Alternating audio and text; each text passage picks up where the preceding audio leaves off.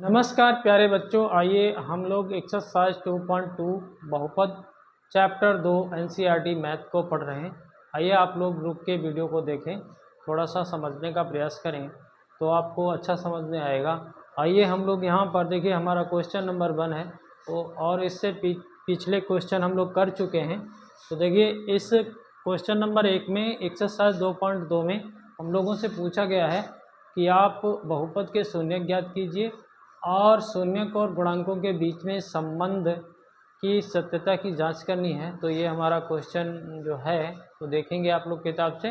तो यहाँ देखिए हम लोग इसके फैक्टर करेंगे और कुछ ज़्यादा कुछ नहीं करेंगे। तो देखिए हमने यहाँ पर 4u² + 8u लिखा है। अब देखिए हम लोग यहाँ पर क्या कर सकते हैं, हम लोग कर सकते हैं भैया 4u, यहाँ पर कितना बचेगा आपके पास u + 2, ठीक है, इतना हो गया। तो देखिए किसी भी बहुपद का शून्यक वो वेरिएबल का मान होता है जिस मान पर उस बहुपद का मान शून्य आ जाए वही हम लोगों का शून्यक होता है। तो हम लोग वेरिएबल के मान को अगर निकालना चाहें तो भाई इस समीकरण के बराबर शून्य ले लें। तो देखिए अब हम लोग देखिए हम लोग 4u + 2 के बराबर शून्य कहें। तो जब हमारा इसके बराबर शून्य है तो फिर निश्चित रूप से 4u बराबर शून्य होगा या फिर u + 2 के बराबर शून्य होगा। तो यहाँ से देख रहे हैं आप लोग u बराबर हमको शून्य मिल गया है और यहाँ से अगर देखा जाए तो u बराबर -2 मिल गया है। तो ये जो u बराबर 0 आया है, यदि हम इसमें रख दें तो इस द्विघात समीकरण का यानी इस बहुपद का मान शून्य आ जाएगा। यदि हम लोग u बराबर -2 रख दें तो भी इसका मान शून्य आ जाएगा। यानी कहने का मतलब u बराबर 0 और u बराबर -2 हमारे बहुपद के शून्यक आ चुके हैं। u बराबर 0 और u बराबर -2 हैं, ठीक है। बहुपद के शून्यक u बराबर 0 और u बराबर -2 हैं। अब देखिए हम लोगों को करना क्या है, इस समीकरण को तुलना करके निकालना है हम लोगों को। देखिए हम लोग इस समीकरण को यदि हम लोग ऐसे कर लें, देखिए au² + bu + कांस्टेंट, जैसे अगर हम इसमें अगर इस फॉर्म में इस समीकरण को बना लिया हमने, ये तो हमारा व्यापक समीकरण है।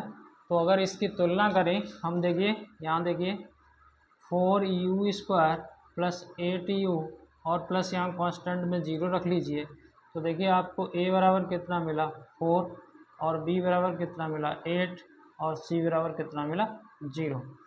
तो देखिए अगर हम, क्योंकि हम लोग जानते हैं यदि इस समीकरण के दो शून्यक अल्फ़ा और बीटा हैं तब हमारे पास अल्फ़ा + बीटा बराबर -b/a होता है। यानी कि यहाँ पर -x का गुणांक, यहाँ x तो है नहीं तो u का गुणांक कर सकते हैं। चलिए क्या होता है यहाँ पर u का गुणांक और बटे में u² का गुणांक, ठीक है, ये हम लोग पहले से जानते हैं। तो देखिए हम लोग रखेंगे, इसमें मान रखते हैं तो कितना आ जाएगा -8/4, तो कितना आ गया -2। यहाँ से अगर हम इसका गुणा निकालें, क्योंकि हम लोग पहले से जानते हैं अल्फ़ा × बीटा बराबर होता है c/a। यहाँ क्या होगा अचर पद बटे हमारा u² का गुणांक, ठीक है। तो इसको अगर निकालें तो देखिए कितना आ जाएगा अल्फ़ा × बीटा बराबर c कितना है आपका 0 है, 0 रख लीजिए, और a कितना है 4, तो 4 रख लीजिए, कितना आ गया 0। अब देखिए जो शून्यक हम लोगों ने निकाले थे उनका यदि योग कर दें शून्यकों का योग अगर कर दें तो देखिए कितना आएगा, ये है 0 और -2, तो ये 0 हो गया प्लस -2 हो गया, कितना आ गया -2। और ये हमारा कितना आया है, यहाँ पर भी योग कितना आया -2। अगर हम लोग गुणा कर दें शून्यकों का गुणनफल तो कितना आ जाएगा 0 गुणे -2, कितना आ गया 0। यहाँ पर हम देखें अपने इनको, यहाँ पर देखें हमने यहाँ पर भी निकाला है तो ये 0 आया है, और यहाँ पर हमारे शून्यकों का गुणनफल भी 0 आया है। तो इस प्रकार से हमारी गुणांकों और शून्यकों के बीच संबंध की सत्यता की जांच हो गई है। तो इसी प्रकार से हम लोगों को दूसरा सवाल करना है। तो यहाँ देखिए हमने लिख रखा है पहले से बी पार्ट को t² - 15। अगर इसमें हम लोग फैक्टर करने बैठे तो देखिए एक फार्मूला आप लोग जानते होंगे, a² - b² बराबर होता है a - b और a + b। इस कायदे से अगर इसको लिखें तो ये हो जाएगा t - 15, नहीं 15 का रूट कर लो, ऐसा कर लेते हैं √15, ठीक है, का स्क्वायर ऐसे कर लेते हैं तो t - √15, फिर क्या हो जाएगा t + √15 हो जाएगा। यदि देखिए इस समीकरण में हम लोगों को t एक वेरिएबल है, तो यदि हमें ऐसा मान मिल जाए कि इसमें यदि हम t का मान रख दें तो ये समीकरण का मान 0 हो जाए, तो वही हमारा क्या हो जाएगा, शून्यक हो जाएगा। तो यदि देखिए यदि भैया t² - 15 बराबर 0 है तो फिर t - √15 और t + √15 बराबर भी 0 होगा। तो इस आधार पर हम लोगों को देखिए t - √15 बराबर 0 या फिर t + √15 बराबर 0 करना पड़ेगा। तो t बराबर आपको कितना मिल गया, √15 मिल गया, ठीक है। इससे अगर निकालें तो t बराबर -√15 मिल गया। तो बस हमारे इस बहुपद के यही शून्यक हैं, तो हम लोग लिख सकते हैं ये हमारे क्या हैं, शून्यक हैं, क्या है, शून्यक हैं, ठीक है। तो अब हम लोग यही काम करेंगे जैसे पहले किया था इधर। तो क्या करेंगे, हम लोग तुलना करेंगे इस समीकरण की, किससे करेंगे, at² + bt + कांस्टेंट, इससे तुलना करें तो देखिए हमारा ये समीकरण है, इससे अगर तुलना करने बैठे तो a बराबर कितना आ जाएगा 1, ठीक है, और b बराबर कितना आ जाएगा 0, b तो है नहीं यहाँ पर। तो देखिए अगर हम c की बात करें तो c बराबर हमारा -15 आ जाएगा। इस हिसाब से हम लोगों को अब अगर योग और गुणनफल निकालना हो तो हम लोग जानते हैं फार्मूले से। तो देखिए यदि इस समीकरण के दो शून्यक अल्फ़ा + बीटा हो तब की बात कर रहे हैं, तो देखिए अल्फ़ा + बीटा बराबर कितना होता है -b/a, तो माइनस का 0/1 यानी कि ये 0 हो गया। अल्फ़ा × बीटा करें, तो c/a होता है, c -15 है और a का 1 है, तो ये -15 हो गया, ठीक है। ये देख लिया आपने। अब देखिए इनको आप जोड़ के देख लें, शून्यकों का योग करके देख लें, शून्यकों का योग करके देखें तो देखिए √15 माइनस का √15, ये आपका 0 आ गया है, 0। तो यहाँ पर भी हमारा योग 0 आया था। अब अगर हम लोग गुणा करने बैठें, गुणा करें तो देखिए हम लोग क्या करेंगे, शून्यकों का गुणनफल गुणन करें तो √15 गुणे माइनस का √15, यही तो गुणा करेंगे तो कितना आ जाएगा। तो देखिए √15 और √15 यानी कि 15 और माइनस तो लगा ही है, तो माइनस का 15 आ गया है। इस प्रकार से हम लोगों ने देखिए सिद्ध सत्यता की जांच कर दी है। तो एक पार्ट और बचा है, इसको भी देख लेते हैं साथ के साथ। तो यहाँ देखिए हम लोगों का लास्ट पार्ट है, कितना है, 6 पार्ट है ये 6 पार्ट है, ठीक है। तो देखिए हमारे पास 6 पार्ट है, 3x² - x - 4 इसके हमें फैक्टर करने हैं। तो देखिए हम लोग क्या कर सकते हैं, 4 3 12, तो 3x²। यहाँ पर ऐसा कर लेते हैं 4 - 3 इंटू एक्स -4 ऐसे कर लें। तो देखिए 3x² माइनस का 4x प्लस का 3x -4। पर देखिए एक कोष्टक इसको बनाइए, दूसरा इसको बनाइए, तो देखिए क्या हो जाएगा, 3x² माइनस 4x, फिर भैया प्लस है 3x -4।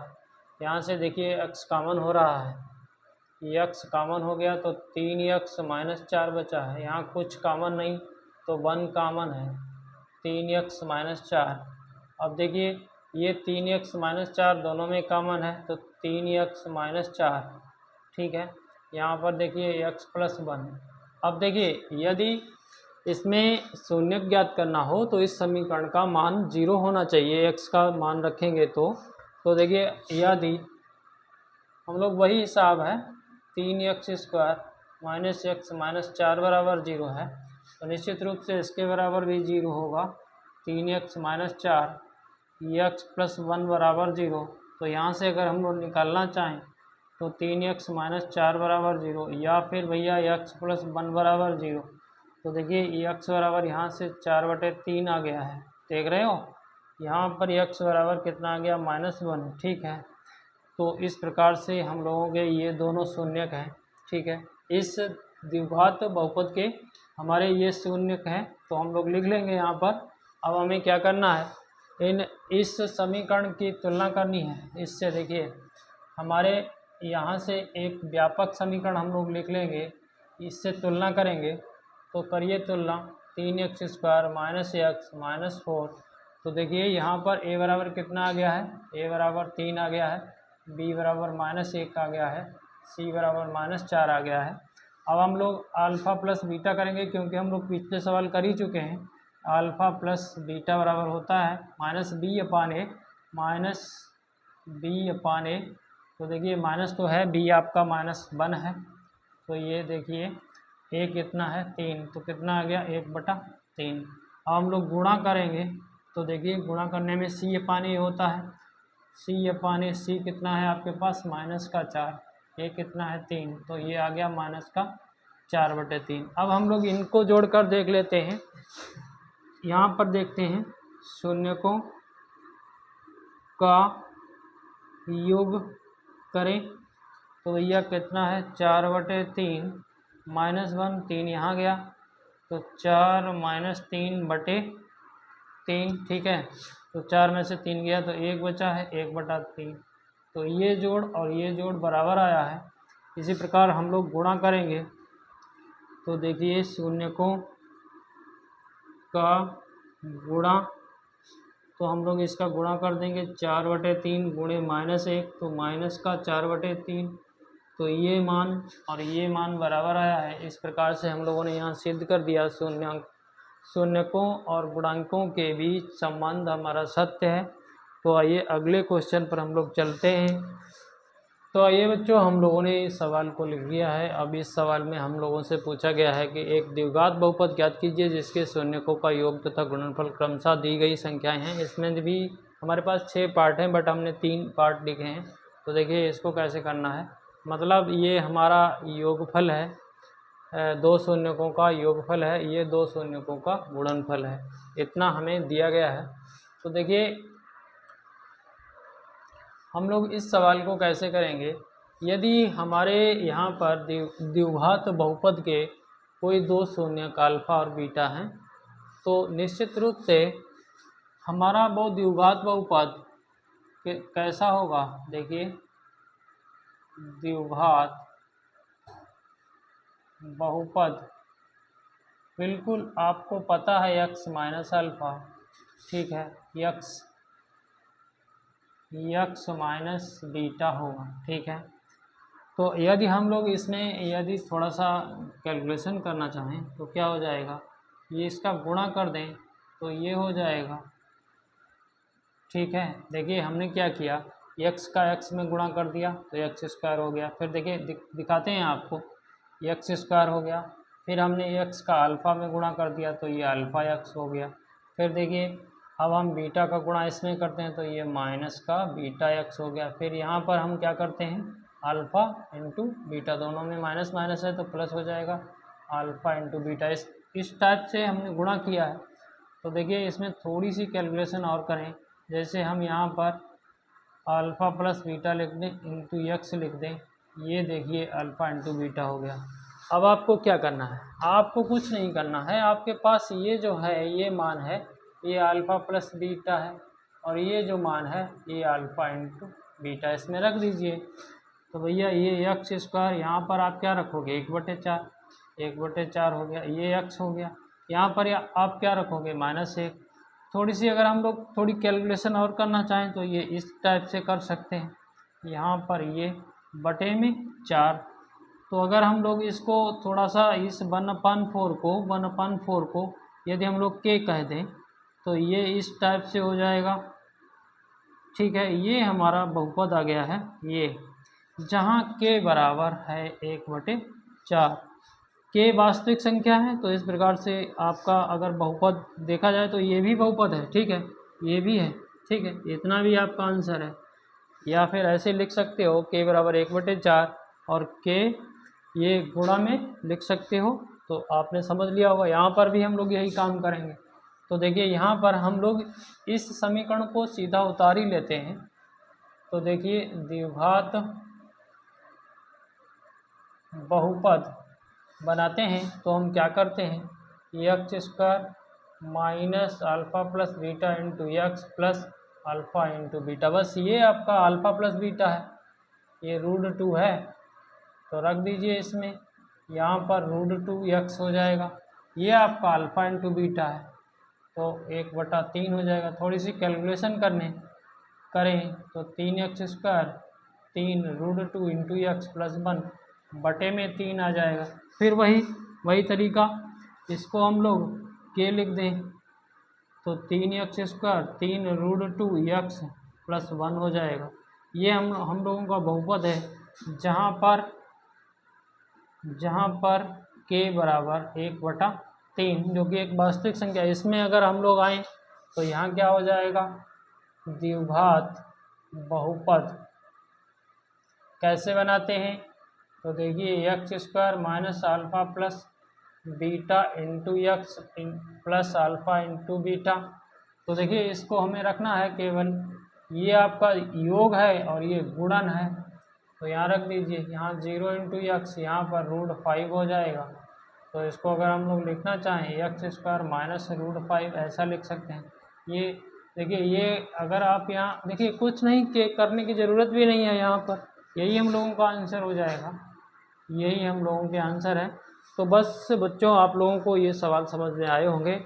तो यहाँ पर केवल 3 पार्ट बचे हैं जो कि आप लोग स्वयं करेंगे बिल्कुल इसी तरीके से। तो यदि समझ में आए हैं तो हमारे चैनल को सब्सक्राइब करें, बेल आइकन को प्रेस करें और ऑल बटन पर सेट कर लें ताकि हमारे वीडियो का नोटिफिकेशन आप लोगों को मिलता रहे और आप वीडियो को अंत तक देखें, तभी कुछ समझ में आएगा। बहुत बहुत धन्यवाद।